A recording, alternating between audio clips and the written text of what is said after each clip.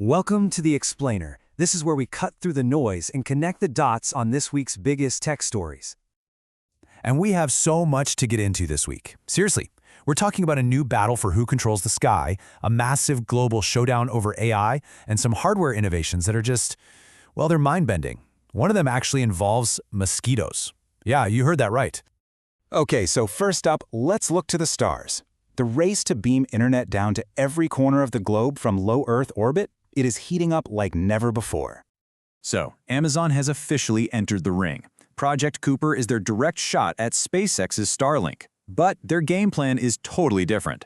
Starlink, as you know, is already out there, a proven service for regular people. Kuiper, on the other hand, is coming in hot with a focus on pure performance. They're aiming for crazy fast 1 gigabit per second speeds. But they're not aiming at you and me, at least not yet. So what's the key takeaway here? You and I aren't going to be signing up for Amazon Space Internet anytime soon. They are going after the heavy hitters first. Think about energy companies out in the middle of nowhere, massive ships at sea, or top-secret government projects. It is, of course, the next big chapter in that classic rivalry between Jeff Bezos and Elon Musk, only this time the arena is literally space. But you know, this battle for the skies is really just one piece of a much bigger, much more important puzzle. Because right here on the ground, an even fiercer battle is being fought. The global race for dominance in AI and the hardware that makes it all possible. And at the absolute heart of this whole thing is one key idea: semiconductor self-sufficiency. It's pretty simple, really. It's the goal for a country to be able to design and build its own computer chips from scratch without relying on anyone else.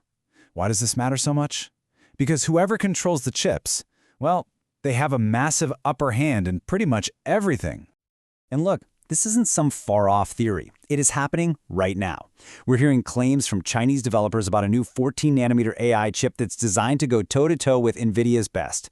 At the same time, you've got companies like Huawei, Honor, and Xiaomi just pumping out amazing new phones with their own homegrown AI baked right in, doing everything from helping with your calls to powering insane dual periscope cameras. It's a full-court press on innovation. Now, of course, the West isn't just sitting back and watching. No way. OpenAI is snagging some of the top design minds who used to work for Johnny Ive at Apple. And what for? A super secret new hardware project that is apparently not a phone. Meanwhile, it looks like Google's about to make a huge change, working on something called Aluminum OS, based on Android, to completely replace Chrome OS on laptops. And how do we know this? The classic way, a leaked job posting. But here's the thing about all this progress: it's messy. Progress is never a straight line. And in the world of hardware, that means you get some spectacular failures right alongside some truly game-changing breakthroughs. All right, let's start with a pretty big low. That infamous melting power connector on NVIDIA's high-end GPUs? Yeah, it's back in the news. Another one of their top-tier cards has apparently caught fire. And the really scary part this time is that it was plugged into a power supply that was well under the recommended wattage. That's raising some serious questions about whether the connector itself is safe. And if you think a single GPU melting is bad, think about what happens when hardware fails on a global scale. This quote is about what happened at the Chicago Mercantile Exchange. The servers, the ones that run the entire stock market, just got too hot. They had to shut them down. And that didn't just stop US markets. It sent ripples across financial markets all over the world. It's a stark reminder of how fragile our modern world really is. Okay, but from that pretty scary low, let's pivot to an absolutely massive high. Samsung has figured out a new kind of NAND flash memory. That's the stuff that stores everything on your phone that uses 96% less power. 96%! This is a monster breakthrough. It could mean our phone batteries are about to get a whole lot better. And the hardware news just keeps coming.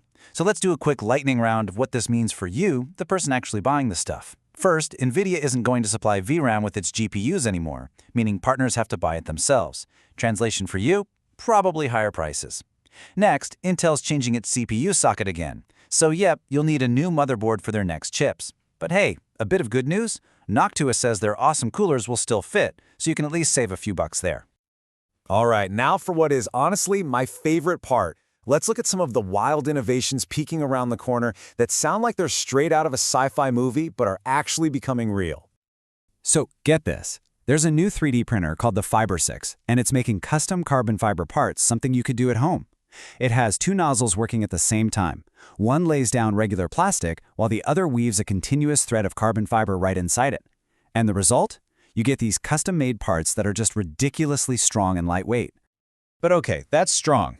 What about tiny? Like impossibly tiny?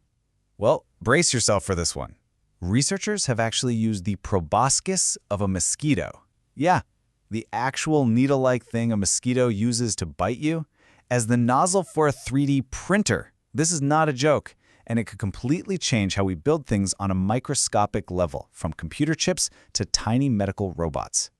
And for our last one, just picture this. You're in the car, driving, listening to your favorite podcast. At the same time, the person next to you is listening to their music. And the kids in the back, they're watching a movie with full audio. And nobody is wearing headphones. A new kind of speaker technology can create these personal sound bubbles for everyone in the car. It's wild.